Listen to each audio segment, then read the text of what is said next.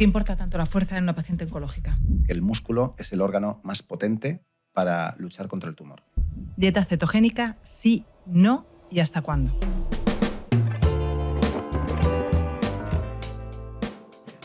Hola, soy la doctora Enríquez. Bienvenidas a Anita Te Cuida, un podcast con la colaboración de Anita, gran aliada comprometida con los cuidados de la mujer en todas las etapas de su vida. En este espacio exploraremos temas esenciales e interesantes en salud, autoestima y bienestar femenino. Ahora sí, vamos a dar paso a un tema muy importante que es el deporte y el cáncer de mama. Empezaremos desglosando los beneficios antes del tratamiento, durante los mismos tratamientos y al final, en aquellas mujeres que hayan pasado y atravesado el cáncer de mama. Tenemos aquí un nutricionista integrativo especializado, con muchísima experiencia en pacientes oncológicas, fundador de la clínica Innumed, Sergio Gómez. Es un placer tenerte con nosotros. Hola, pues muchas gracias por la invitación. Tenía muchas ganas de venir a un tipo de podcast de estas características para poder arrojar un poquito de luz, ¿no? en cuanto al tema del ejercicio físico y romper algunos mitos, ¿no? que hay aún coleando desde hace unos años para acá y dar otra perspectiva de lo que es el ejercicio físico, la nutrición, el autocuidado y demás en todo lo que es el proceso oncológico y para prevenirlo. Siempre hay que hablar de prevención. A eso vamos a ir, Sergio. Hemos demostrado, y se ha demostrado claramente, hay mucha evidencia científica al respecto, el deporte como una gran medicina anticáncer. Recordamos a Nobel Williams Mills. Es una atleta, velocista de 400 metros. Ella ganó la medalla de oro en Atenas y en Beijing. Y un mes antes de ir a competir a Londres se notó un bulto que se confirmó que era maligno en su pecho. Aún así, ella fue a los Juegos Olímpicos, ganó la medalla de bronce. Luego me gustaría leer el texto que ella dejó. Tienes que tener, para ser una dama, una tiene que tener sus mamas. Tienes que tener eso y aquello.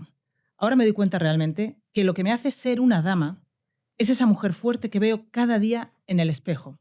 Es el coraje, es la fuerza, es la luchadora que tengo dentro de mí, que cuando me despierto cada mañana me hace luchar otro día más. Sergio, vamos a empezar con un tema muy interesante. ¿Por qué podríamos decir que es tan beneficioso y disminuye el riesgo de cáncer de mama el realizar ejercicio? Bueno, hay muchos factores. El ejercicio físico, tenemos que entender que la gente no hace una diferenciación de lo que es el ejercicio físico de lo que es el deporte. El deporte es una serie de ejercicios que tienen como una normativa y demás y que se establece con unas normas, con unas obligaciones dentro de un marco, ¿no? Entonces, por ejemplo, el deporte como el fútbol o como el atletismo. Pero lo que es ejercicio físico, ya hacer ejercicio físico puede ser un ejercicio cardiovascular, puede ser un ejercicio interválico, que ahora luego desglosaremos un poquito qué es esto, y también tenemos el ejercicio de fuerza. El ejercicio de fuerza, en su caso, lo que hace es trabajar nuestra masa muscular y tenemos que verlo desde una perspectiva que está, yo creo que muy equivocada desde hace muchísimos años hasta aquí, hasta la actualidad, que ya por suerte está cambiando un poquito el paradigma, y es que el ejercicio físico de fuerza no se relaciona ya tanto con estética, sino que se relaciona con salud. Si nos vamos al elemento cardiovascular, que es toda esta cantidad de ejercicios enfocados a correr o hacer un deporte de resistencia como pueda ser el ciclismo o como pueda ser simplemente irte a un gimnasio y hacer un trabajo de elíptica o cualquier tipo de estación cardiovascular, pues el ejercicio cardiovascular lo que va a generar es que tengamos otro factor de longevidad muy potente, que es el V2 máximo, que también si quieres podemos hablar de esto, pero que al final, incluso con terapias y demás en proceso oncológico, está demostrado que tiene una gran validez para detoxificar y para mitigar efectos, ¿no? de la quimioterapia. Y luego, por otra parte, los trabajos interválicos, que son como trabajos de pequeños estreses horméticos hacia nuestra pequeña fábrica de energía, que ya hablaremos luego de ella, para que se creen adaptaciones para poder tolerar mejor los fármacos y demás. Nos has hecho un buen resumen, nos has descrito bastante. Luego profundizaremos más en la fuerza o en aeróbico cardio. Luego vamos a desglosar todo esto. Pero la evidencia científica ha dicho que en pacientes con cáncer de mama, el deporte, yo le llamo deporte, luego me corriges si hablaremos de ejercicio, mejora la supervivencia, disminuye la recurrencia del cáncer de mama y mejora la calidad de vida. Y ahí es donde yo quiero que entres. Claro. ¿Cómo podemos mejorar la calidad de vida de estas pacientes? Que luego iremos desglosando las distintas fases, pero cómo de manera global podríamos mejorar la calidad de vida de las pacientes con cáncer de mama.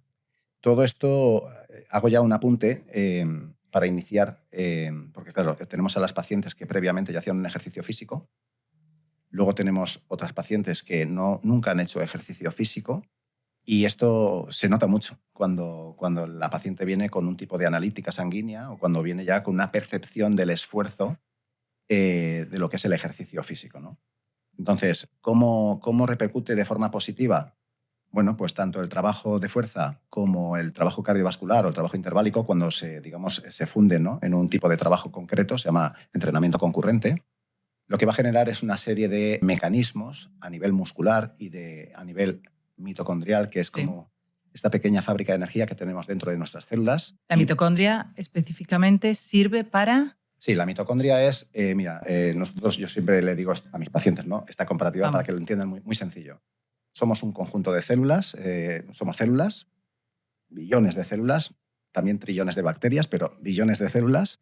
Y luego, por otra parte, un conjunto de células forma un tejido, un conjunto de tejidos forma un órgano, un conjunto de órganos forma un sistema y un conjunto de sistemas forma nuestro organismo. Entonces, de menos a más, vamos viendo cómo, si yo te explico ahora que la mitocondria es como nuestro motor, son como pequeñas fábricas de energía que tenemos en nuestras células. Y no tenemos una, tenemos un montón. Lo que pasa es que pueden ser más funcionales o menos funcionales. Entonces, otra explicación, ¿vale? Sencilla. Podríamos llamarlas los grandes para que la gente productores comprenda, o energías, productores de energía. Claro, para que la gente comprenda que somos energía en muchos aspectos. Efectivamente. ¿No? Somos energía. Entonces, tú cuando respiras y exhalas, introduces oxígeno y tú exhalas CO2. Vale.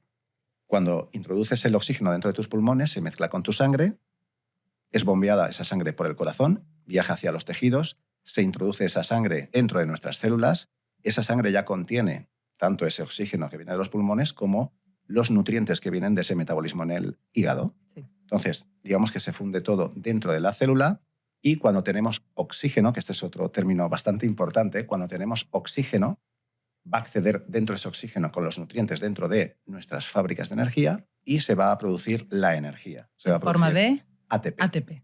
Es nuestra moneda energética. Entonces, tú para pestañear, para pensar, para realizar un movimiento contráctil, para todo, necesitas ATP.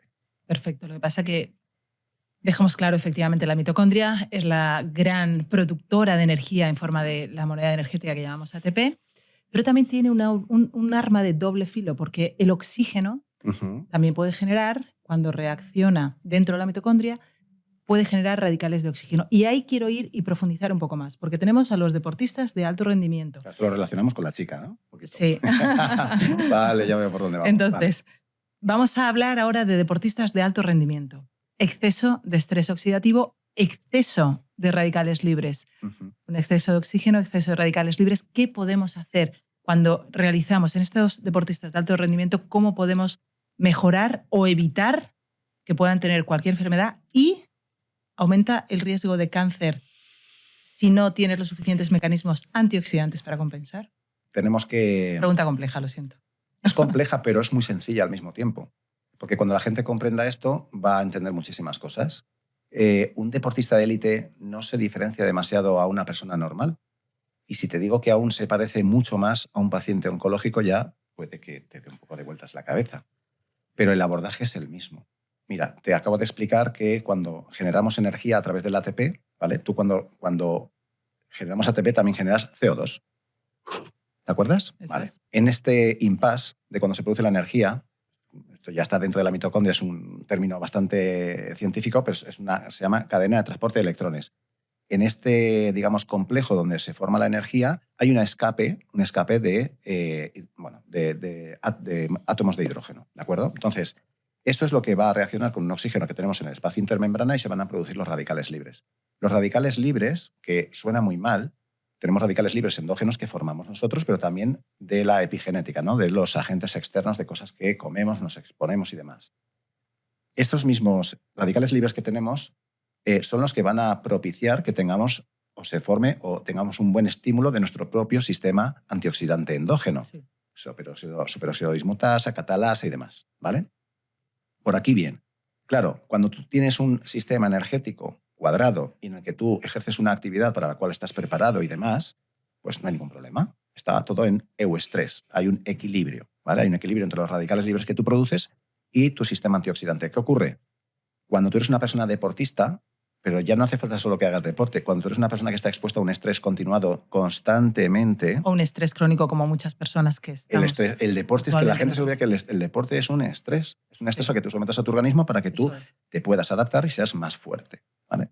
En lo emocional pasa lo mismo. Es decir, el estrés puede venir de un lado, puede venir de otro, pero al final es lo mismo. Entonces, cuando tú generas demasiada energía y estás en ese disestrés, es cuando esos radicales libres empiezan a hacer daño. Y empiezan a hacer daño sobre la función y la estructura celular y también mitocondria. Eso Entonces, si nos basamos en que el cáncer no es solo una enfermedad genética, sino que también lo es metabólica, Otto Warburg ya... Eso se ha demostrado ya. Otto Warburg ya habló de Efectivamente, esto. la célula está mutada, pero hay mucho metabolismo alterado, la mitocondria. Eso lo tendremos en cuenta y que no solamente son unas mutaciones las que están alteradas. Claro. Y no solo es el metabolismo, porque muchas veces pensamos que ya lo basamos todo en metabolismo, que hay una disfunción mitocondrial y por eso se produce el cáncer, y a lo mejor es que simplemente en alguna ocasión pues se ha sobreexpresado un gen oncogénico y ya lo tenemos, es decir, ya tenemos el lío montado. Esta chica, por ejemplo, que es una deportista, pues que ha sido deportista y tú dirás, oye, pero si es deportista y hace deporte debe tener un sistema antioxidante muy bueno. Bueno, aquí podrían haber muchos factores. Podría ser que su sistema antioxidante no diera de más y que esa oxidación, ese estrés hiciera daño, que esta persona también tuviera, por ser mujer, porque sabes que las mujeres tenéis un perfil autoexigente mucho mayor que el de los Muchísimo hombres. mayor. Somos mucho más autoexigentes y más Ser controladoras la que los mejor hombres. madre, la mejor amiga, la mejor hija, la mejor en el trabajo, la mejor. Y eso somete a un estrés psicológico que ya no hablamos solo de dominancia estrogénica o el tema progesterogénico y demás, sino que también eso altera lo que es la hiperpermeabilidad intestinal y otros elementos. Entonces, eso también oxida. Entonces, cuando esta chica a lo mejor se le juntan varios temas, no hace falta que ya sea un tema metabólico que haya propiciado esto. Se puede haber sobreexpresado el gen por un metabolismo porque hubiera un microambiente dado para ello o simplemente que se haya sobreexpresado. Estamos dando pinceladas en un tema general. Uh-huh. Estamos hablando de deportistas de alto rendimiento, estamos hablando de cáncer, pero vamos a centrarnos ahora en esas pacientes con cáncer de mama que están tratándose con quimioterapia. Uh-huh. Vamos a ver, una paciente con quimioterapia la vamos a encontrar cansada, agotada y nos vamos a decir, vamos a ver, tienes que hacer ejercicio. No. Y te va a responder, pero Sergio, por favor, estoy cansada, estoy agotada, déjame tranquila. ¿Qué podemos recomendar a una mujer que se está tratando ahora mismo con quimioterápicos Uh-huh. y que sabemos que tiene que realizar un deporte? ¿Cómo podemos adaptárselo? ¿Qué le recomendarías? Lo primero es liberar de culpas. Sí. Hay que escuchar a la paciente y, sobre todo, el ejercicio físico, cuando hablamos del ejercicio de fuerza, nos vamos siempre a un gimnasio, a la imagen, a un gimnasio, a un press de banca con 100 kilos y demás. Y es que esto es un tema bastante peculiar y esto es muy individualizado porque tenemos que tener en cuenta esto. La chica ha hecho antes deporte, lo ha hecho, sí, no, tiene que iniciarse. Tenemos que tener todos los factores en cuenta. Vale. 1, si ha hecho deporte o no. 2, ¿alguien le ha hecho una valoración para saber si puede hacer ejercicio o no? Porque no es lo mismo en un cáncer de mama que te hayan hecho una tumerectomía simple, doble, mastectomía simple, doble, que te hayan puesto expansores, que estés en ese impasse de que te han puesto expansores para luego poner la prótesis. Sí, pero sabemos que el beneficio del deporte en las pacientes con quimio es importante y que deben realizar, por lo menos tener una actividad. Claro. ¿Qué le dirías a esta mujer? Claro, pues ahí hay que determinar un poco, que es lo que más pregunto yo, es, primero, ¿qué tipo de quimioterapia te están dando? Paclitaxel o lo que sea, sí. ¿de acuerdo? Si te lo están dando en pastilla, capecitabina, y no te ponen una quimio cada semana o cada 14 o cada 21 días, porque sabemos que hay personas, sobre todo chicas, que van a tolerar mejor el tratamiento, otras que no lo van a tolerar tan bien, y que pues el mismo día que le dan el tratamiento de quimioterapia, pues se va a encontrar más débil ese día, o le pasa a los 2 días, o le pasa a los 3 días. O simplemente que si se lo dan cada 21 días, en ocasiones, si se lo ponen un miércoles, luego se tira 3 días que no puede prácticamente moverse de la cama, y entonces, a mí muchas me lo dicen así, y me parece gracioso, pero aprendes mucho del cáncer, ¿eh? Sí. Del humor que tienen y de las ganas que tienen. Le llaman la semana fantástica, Ya. que es esa semana en la que están libres de toda toxicidad del fármaco y de esa fatiga y de ese malestar, ¿no? Entonces, esos 4 días a lo mejor tú tienes que respetar que esa semana coma distinto, un poco más, eso se consensúa mucho, ¿no? en consulta, y que luego las otras 2 semanas pues ya se vuelva otra vez al ejercicio físico de fuerza, su zona 2, que ¿Le hablaremos luego. recomendarías fuerza a una mujer con quimio? Fuerza, pero adaptada por un especialista, Claro, ¿correcto? Es lo que estamos claro, intentando dejar claro. claro. Siempre se tiene que adaptar a cada circunstancia, a cada mujer y a cada tratamiento. Entonces, la fuerza está bien, pero no vamos a dejarlas todavía más agotadas. No, no. Es verdad que en muchas ocasiones decimos esto y es muy fácil decirlo porque no eres tú el que está en esa situación, pero no hay que esperar a estar bien para entrenar. Hay veces que hay que entrenar para encontrarte mejor y en eso coinciden prácticamente todas las pacientes que tengo en este tema, ¿no? Con eso nos tenemos que quedar. Hay que hacer ejercicio para encontrarte mejor. Claro. Y la radioterapia, porque hemos estado hablando de quimioterapia. ¿Qué pasa con la radioterapia? Porque luego muchas veces hasta mujeres que se les realizan mastectomías o tumorectomías de la mama tienen que ser radiadas. Siempre con una tumorectomía hay una radioterapia. ¿Qué pasa con la articulación del hombro? ¿Qué recomendarías a esa mujer? Por ejemplo, una natación. ¿Qué tipo de movimientos o qué tipo de ejercicio recomendarías para darle una movilidad y no se quede rígido ese hombro? Mira, justamente, o cuando imagínate que te han hecho te han intervenido y han quitado X ganglios, y eso ya te predispone, ¿no? El tema te predispone. Eso no quiere decir que luego vaya a suceder, pero el tema del linfedema, ¿no? Entonces, para mí es fundamental que acudan pues, profesionales, como pudiera ser, yo qué sé, por ejemplo, Mario Redondo, que es muy amigo mío, o a Soraya, que no la conozco en persona, pero hacen un gran trabajo. Y son entrenadores que no son entrenadores, son CAFID, son fisioterapeutas, la gran mayoría tienen la doble titulación y que sí que han hecho o se han formado en cuanto al tema del ejercicio físico de fuerza y saben perfectamente, haciendo previo una valoración, hay que hacer siempre una valoración. Bajo mi punto de vista hay que hacer una valoración para saber qué le han hecho a la persona, qué patrones de movimiento puede hacer y tras esa valoración ya le puedes prescribir los ejercicios de fuerza que tiene que hacer.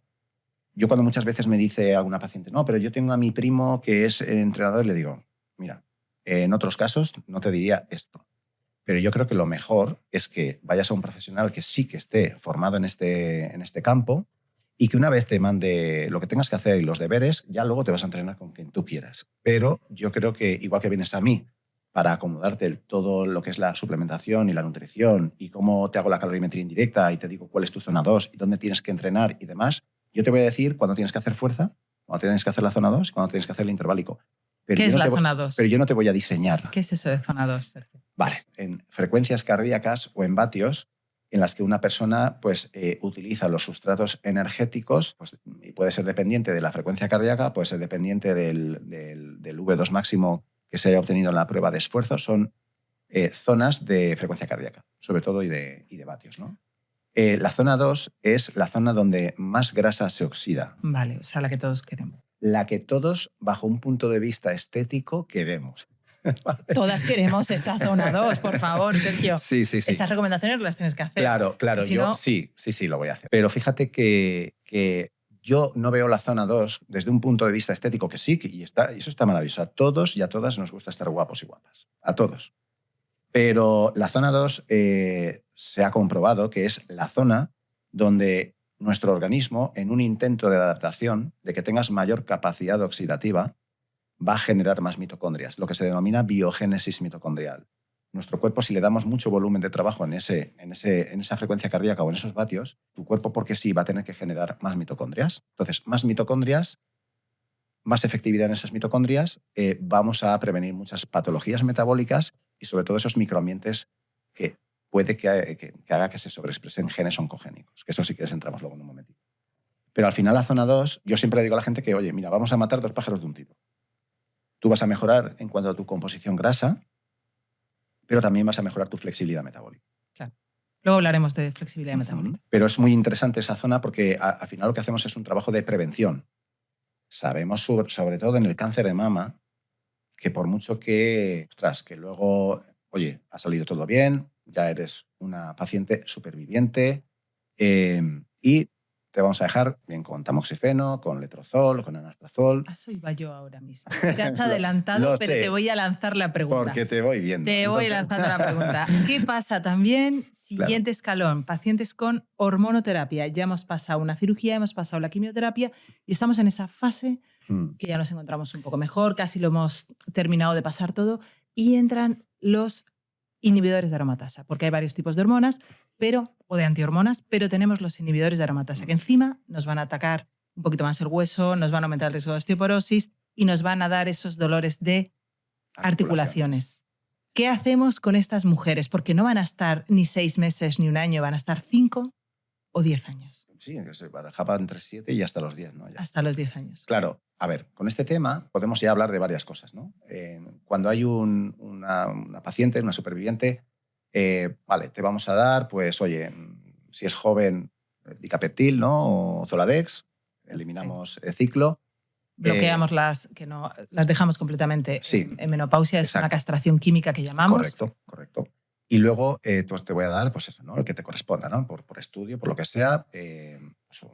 Bueno, hacemos un Oncotype o un MamaPrint y vemos las opciones que hay de recidiva y en función a eso se marca un tratamiento. Y el tratamiento puede ser tamoxifeno, un letrozol, un anastrozol. Vale. Son inhibidores de aromatasa. ¿Y por qué te voy a hilar esto con lo de la zona 2? Porque cuando tú estás haciendo una zona 2, tú también estás generando una mejora en la composición corporal. Si yo ahora te pregunto, vale, yo te doy una aromatasa y te voy a inhibir que tú generes estrógeno y con lo que es el ciclo menstrual para que desde tus ovarios tú no estés generando estrógeno, ¿no? Pero, ¿qué pasa con el tejido adiposo? El tejido adiposo es uno de los tejidos que mayor cantidad de estrógeno van a generar. Pasa hasta en hombres. Entonces, cuanta mejor composición corporal tengamos, cuanto mejor porcentaje graso tengamos y además que ese tejido adiposo no sea un tejido adiposo enfermo, que genere esa hipoxia, también ese microambiente ácido y que no genere también una exacerbación o una activación de la aromatasa. ¿Qué es un tejido adiposo enfermo? Vale, pues cuando tenemos un acúmulo en X porcentajes, ¿no? No vamos a hablar de porcentajes concretos, pero bueno, podríamos hablarlos, si quieres. No. No, ¿vale? Centremos. Vale. Pero al final, cuando se acumula el tejido adiposo, sobre todo cuando se acumula mucho, ¿qué va a pasar? Pues que está más apretado, es un tejido adiposo que normalmente tiene menos irrigación y que empieza a morir, literalmente. ¿Por qué? Porque... Es decir, esa grasa de más... Claro, esa grasa de más empieza a apretar a la demás grasa que ya hay, y esto lo explica muy bien Javier Butragueño cuando damos los cursos de obesidad y cáncer, ¿no? que claro, esto es como si ahora en este espacio empezamos a poner sillas y llega un momento que ya no te puedes mover, pues claro, ahí ese tejido adiposo enferma y empieza a generar moléculas inflamatorias, como pueda ser pues, interleuquina 6, factor de necrosis tumoral, alfa y demás. Vale. Pero es que también va a generar que haya más aromatasa y que se generen estrógenos. Y además, cuando ya se entran en ciertos periodos, ya no vas a generar estradiol, generar más estrona, que es la culpable.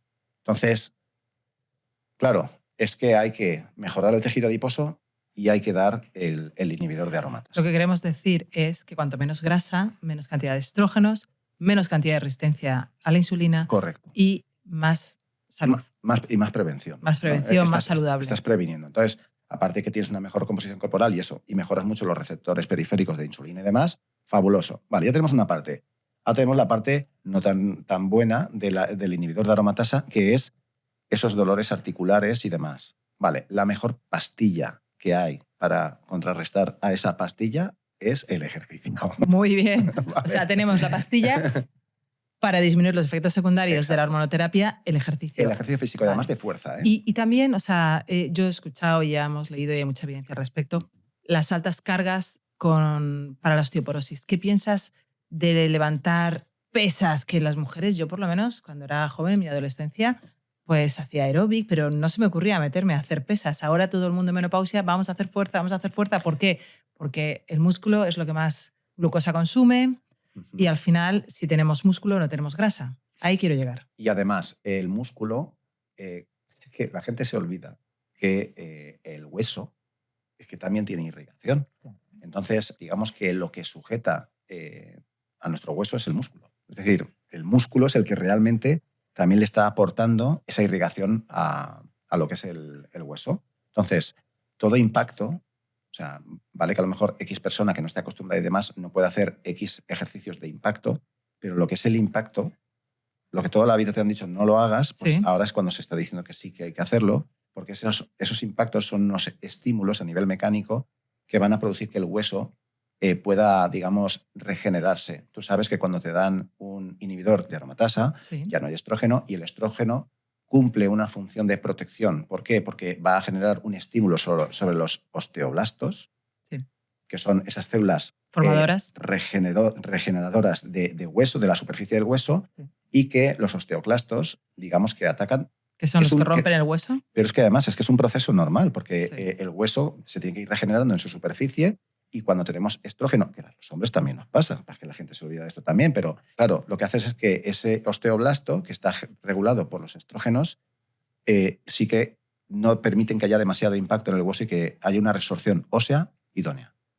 Pero cuando ya no hay estrógeno, esto se elimina. Entonces, ¿qué ocurre aquí? Pues que el mejor ejercicio que puedas hacer y lo mejor que puedes hacer para contrarrestar todo esto es el ejercicio de fuerza, el impacto. Perfecto. Vamos a pasar a otro tema. Vamos a un poco a las preguntas rápidas. Mujer con cáncer. Cáncer mama en este caso. ¿Dieta cetogénica? Sí, no. ¿Y hasta cuándo?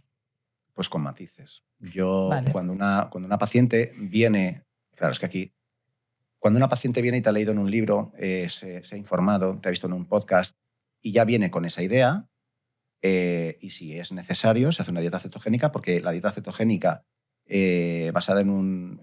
basada en cuanto a... Explica qué es la dieta cetogénica primero. Sí, la dieta cetogénica, la gente tiene un mal concepto de la dieta cetogénica. La dieta cetogénica es cuando tú estás consumiendo prácticamente un 80% del consumo diario desde las grasas saludables. Eso.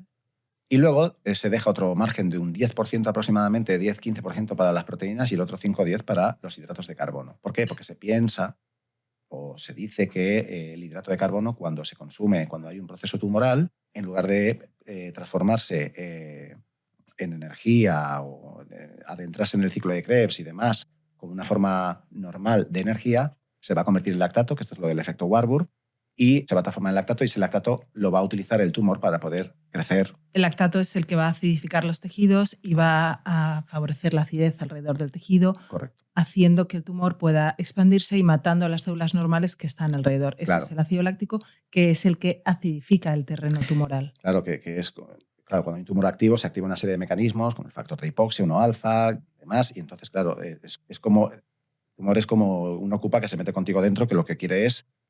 Yo lo digo siempre, es contigo dentro, le da igual. Entonces, se adueña de todo lo que tú tienes positivo y en este caso la angiogénesis y demás lo hace justamente robándote el hierro y creciendo, ¿no? Entonces, lo que hacemos en este caso con el ejercicio físico es que intentamos paliar todo esto. Entonces, dieta cetogénica. Dieta cetogénica, limitada. Claro.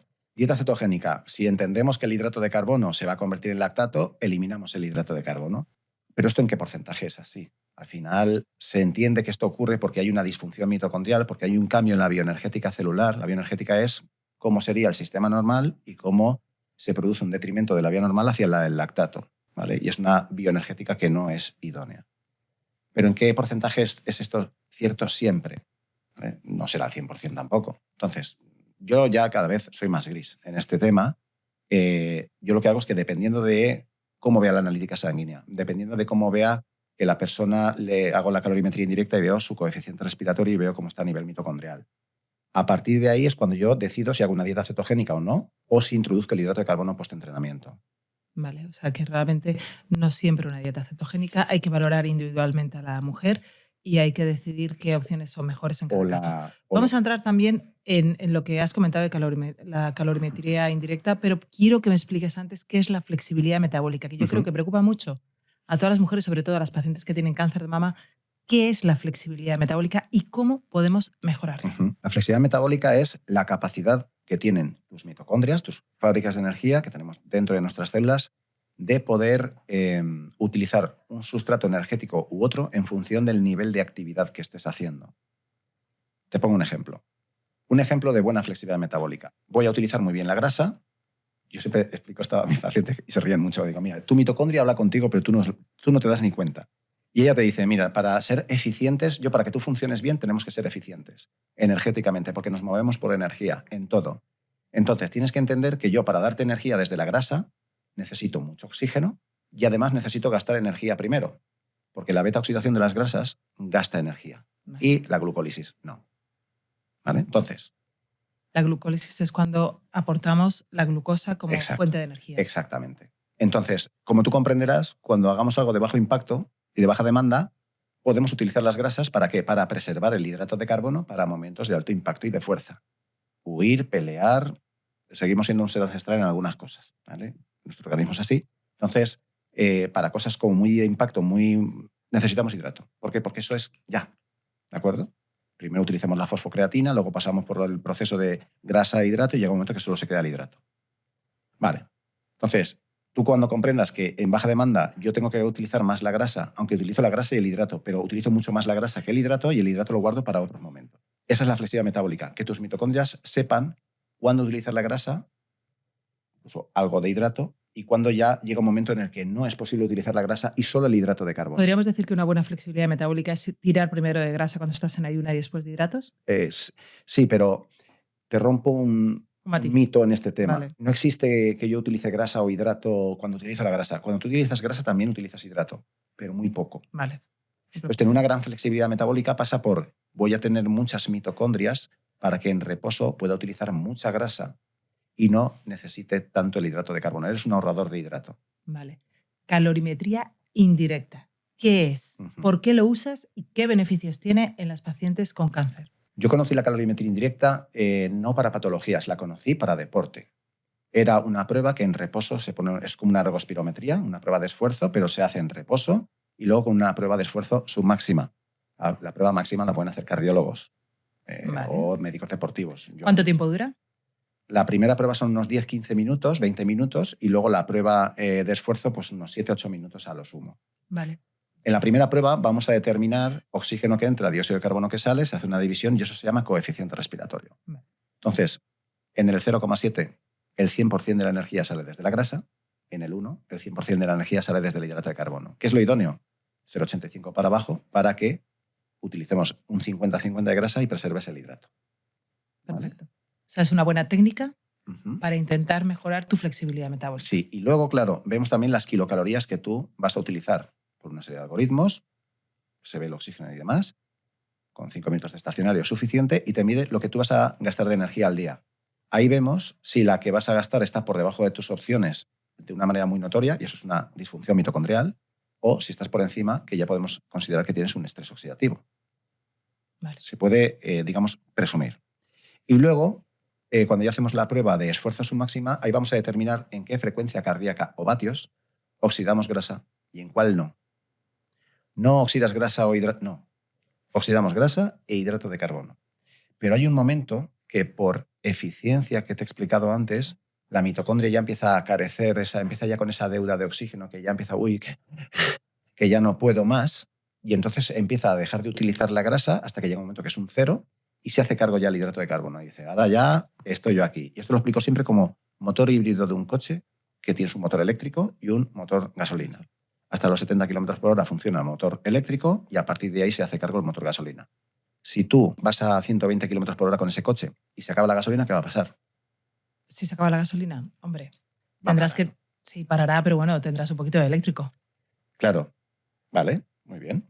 Pero tienes el eléctrico y tienes que bajarte a 70. Sí. Pero nuestro cuerpo es distinto, ahora verás. Entonces, cuerpo humano, imagínate que te hago la prueba y tú a partir de la pulsación 110 ya no oxidas grasa. Y te digo, tú has escuchado que primero para eliminar grasa tienes que gastar todo el hidrato de carbono y luego ya viene cuando eliminas la grasa. Esto nos lo han dicho hasta en la saciedad y eso es falso. Sí. Vale, eso se nos va a caer un mito, venga, dale, venga. Sí. Y luego... Mira a cámara y déjalo claro. Lo dejo clarísimo, lo siento mucho. Entonces, eso por ahí. Y luego, que tú cuando utilizas la grasa, utilizas la grasa y también el hidrato. Imagínate que en 110 pulsaciones ya no oxidas nada de grasa. Ya empiezas a utilizar hidrato de carbono. Pero yo quiero seguir utilizando la grasa. Ya, pero no tienes las adaptaciones necesarias. ¿Por qué? Porque eso te lo tienes que ganar. ¿Cómo te adaptas? Eso lo explicaré. Entrenamiento. Con muchos zonados. Entrenamiento. Claro. Entonces, Yo ahora te digo que esto es muy recurrente también. Vete a correr. ¿Cuántas veces has visto tú el día 1 de enero a gente mega equipada? Hoy me pongo a correr. Todo el mundo. Y se van a correr. A todo el mundo, porque empezamos el año con mucha energía, pero el día 2 ya no. El día 2 ya no están, pero bueno, el día 1 tampoco. Pero bueno, algunos me he visto por ahí. Entonces, claro, en este aspecto la gente no sabe que a lo mejor está trabajando fuera de rango. ¿Qué es trabajar fuera de rango? Es decir, estábamos hablando de 110, explícanos esto porque me parece muy interesante. Tú imagínate que a partir de la pulsación 110 tú ya no oxidas grasa y tú te vas a correr y te dicen, no, es que tú por debajo de 120, 130, 140 pulsaciones quemas grasa, porque lo dice tu reloj. Bueno, es que ahora estamos con el tema de la digitalización. Vale. Los relojes digitales. Y porque hay mucho mito con por debajo de 140 tú quemas grasa y ya está, como si no quemaras hidrato. ¿Vale? Bueno, entonces tú imagínate que yo te digo, oye, yo quiero que 3 días a la semana corras. Trote cochinero, que se le llama en el fútbol. ¿Vale? Trote cochinero, que es ir muy despacito. Pero tú ya con ese trote cochinero, tú ya vas en 135 pulsaciones. Las mujeres tenéis las pulsaciones más altas que los hombres normalmente. Sí. Vale. Y tú ya ahí te pones en 135. Pero tú ya no estás en una frecuencia cardíaca donde oxides grasa. Y tú imagínate que además te has puesto a hacer una dieta cetogénica. Que no hay ahora un perfil de mujer donde hagan dieta cetogénica, que entrenen 6 veces a la semana y que, bueno, pues esto, ¿no? Entonces, que puede acabar en una amenorrea hipotalámica funcional o simplemente se van a correr y están por encima de sus opciones. Vale. Y no meten hidrato. ¿Qué va a pasar? ¿Esa condición hace que tú pares como el coche o que continúes? Vas a 135. Que me canse más porque no tengo hidratos, ¿no? Pero tú continúas o te paras. Puedes estar 1 hora y puedes estar 2 porque vas... Depende del ritmo. Vale. Depende del ritmo, pero si vas a 135 te aseguro que es un ritmo muy cortito y tú puedes. Vale. Ya estás generando cortisol. Vale. O sea, tú no paras como el coche, tú sigues. Sí. Y tienes otro sistema energético, que no es un sistema energético como tal, pero eso se llama el catabolismo, ¿no? O sea, tú vas a degradar con el cortisol masa muscular, lo vas a transformar en glucosa y entonces tú vas a tener glucosa. Sí.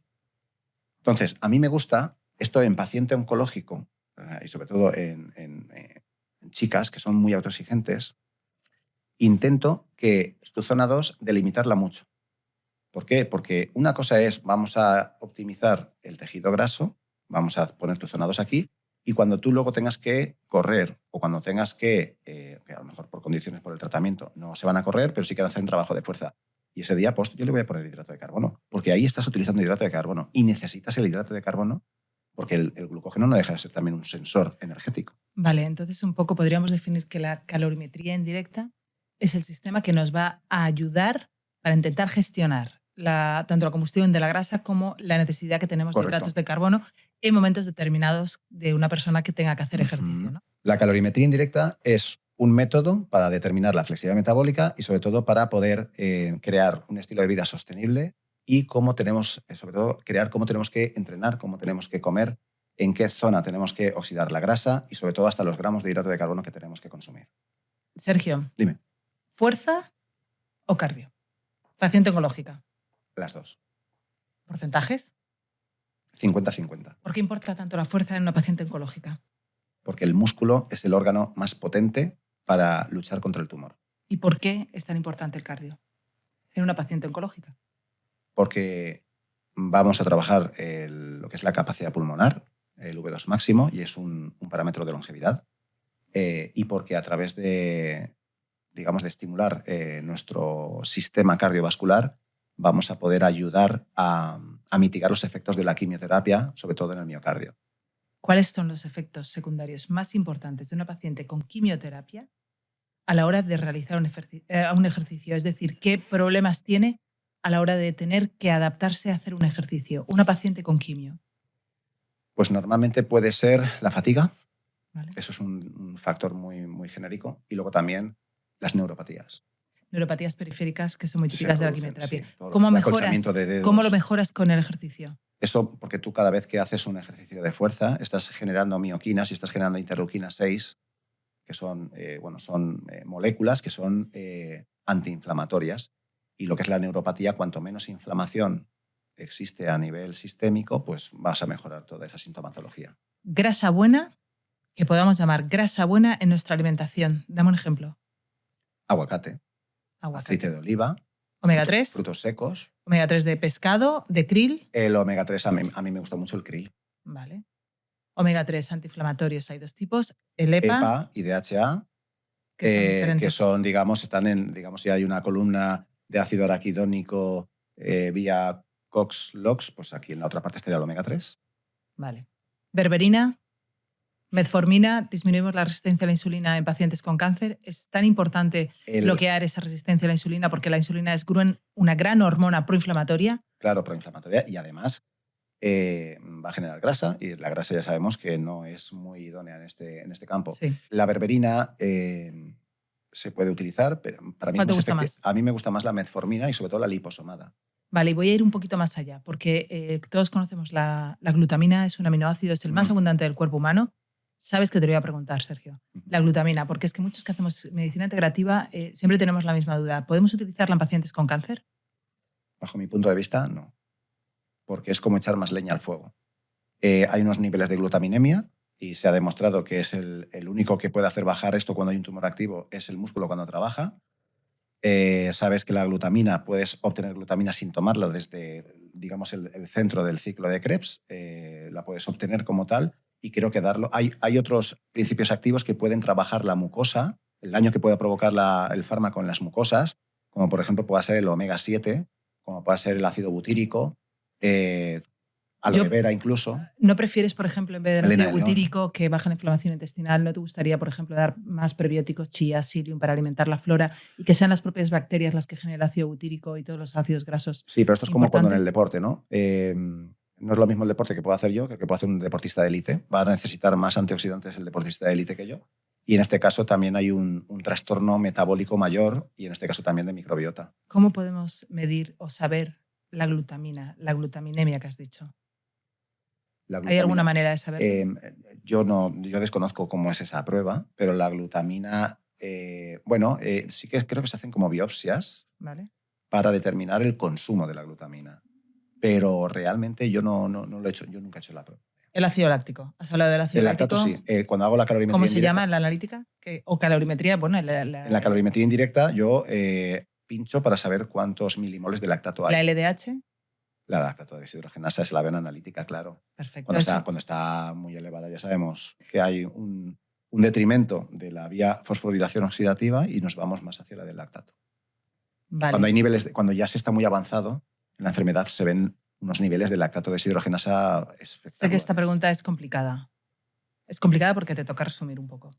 ¿Qué 3 elementos pedirías siempre en una analítica en una paciente oncológica? Hemoglobina. Vale. Irían como juntos, hemoglobina, hematocrito, lactato deshidrogenasa. Vale. Y las transaminasas hepáticas. Perfecto. Vemos la función hepática. El hígado es un gran colaborador también. Es que, y por supuesto, la LDH, la lactato deshidrogenasa, que es lo que decía él. Y luego todas las otras enzimas, tanto la GOT, GPT, GGT, que sabemos que perfectamente, o la fosfatasa alcalina, pero sobre todo las otras 3, que hay el daño hepático se mide por ahí por la toxicidad del fármaco. ¿Y qué pasa con la cámara hiperbárica? Danos una pincelada porque se está escuchando, estamos cada vez más, tenemos cada vez más en todos sitios las cámaras hiperbáricas y yo creo que tiene un beneficio también importante cara al cáncer. Danos alguna pincelada. La cámara hiperbárica es una forma de... O sea, aquí estamos respirando al 21% de oxígeno. En la cámara hiperbárica estás respirando un 95% y además estás trabajando con una atmósfera mayor que la que tenemos aquí ahora mismo, que es, yo estoy trabajando con 1,5, porque 2,2 ya necesitas de una instalación, que haya un técnico y además gente con patologías incluso se puede utilizar en 1,5 y tiene menos, digamos, entre comillas, peligro. No es peligro, pero la gente está como más sensible y es como más, ¿cómo te diría yo? Más sensible, ¿vale? Entonces, la cámara hiperbárica lo que hace es que te introduce oxígeno en mayor porcentaje y lo que hace es regenerar tejido. Entonces, ¿y qué ocurre también mucho en el proceso oncológico? Que hay un factor de hipoxia activado. ¿Para qué se hace ejercicio de fuerza, de cualquier tipo de ejercicio cardiovascular o demás? Para aportar oxígeno al tejido y que ese ambiente hipóxico que genera el tumor no sea tal y, por lo tanto, que frene un poco la progresión y que ayude también en sinergia con el tratamiento a que esto vaya acabando con el tumor. Es una combinación con el tratamiento. Claro. Yo soy de los que piensa que el tratamiento convencional, que lo es, se tiene que combinar con muchos más tratamientos coadyuvantes que nunca elimine uno el otro. Es decir, por supuesto, por eso estamos aquí, tanto nutricionistas como médicos integrativos. Y te voy a pedir un vicio, un pecado que no puedas quitar de tu vida en tu alimentación, porque yo sé que has sido culturista, que no has tenido una gota de grasa en tu cuerpo, pero sí que hay algún pecado que tienes que confesarnos aquí en este podcast. La tarta de queso. ¡Ah! Bueno, la tarta de queso, y además piensa que soy de Valencia. Yo trabajé muchos años en restaurante y aprendí a hacer unas fideuás. Como no, Valencia. Fideuás y paellas, pero las fideuás, lo siento, se me da bien. Bueno, pues vamos a ir acabando ya. Muchísimas gracias, Sergio. De verdad ha sido un placer tenerte con nosotros. Y también quería agradecer al Hotel Meliá Casa de las Artes por dejarnos este espacio tan espectacular como siempre. Gracias, Sergio. Gracias. Muchas gracias a vosotros, que ha sido un placer estar aquí contigo. Gracias. Bienvenidas a Los Consejos Sanita. Mi nombre es Alicia Rastrollo y estoy aquí para daros algunos tips útiles sobre corsetería. Si haces deporte o vas a comenzar a hacer deporte y sobre todo si has pasado por un cáncer de mama, es imprescindible que elijáis un sujetador deportivo que os permita hacer deporte con seguridad. Os voy a dar 3 características principales que tenéis que buscar cuando elijáis vuestro sujetador deportivo. La primera puede parecer una obviedad, pero el sujetador deportivo debe sujetar. Al final, cuando hacemos deporte, nuestro pecho está sometido a mucho movimiento. Un sujetador deportivo reduce ese movimiento evitando que te duela y además evitando que pueda perder firmeza la mama. Un sujetador deportivo consigue esa sujeción mediante su patrón, ¿vale? Son patrones especiales que aseguran la sujeción del pecho. Por supuesto que sea vuestra talla y además está fabricado con materiales especiales que tienen cierta firmeza. La segunda característica que tiene que cumplir es que sea transpirable. Cuando realizamos deporte, transpiramos. Y los tejidos con el que están hechos los sujetadores deportivos no solo tienen que absorber la humedad, sino tienen que expulsarla al exterior, manteniendo siempre nuestra piel seca y aireada, evitando así el sobrecalentamiento y el enfriamiento. Y por último, tiene que evitar hacernos rozaduras y molestarnos. Al final nos estamos moviendo mucho cuando hacemos deporte y sujetadores que tienen costuras muy gruesas pueden provocarnos molestias e incluso rozaduras. Entonces, es muy importante que esté fabricado con tejidos que sean respetuosos con nuestra piel, que no tenga costuras en el pecho si es posible y que tenga costuras muy planas, ¿vale? Para que no se claven ni nos rocen. Espero que con estas 3 características podáis elegir el sujetador deportivo ideal para hacer deporte de forma segura. Muchas gracias y hasta pronto.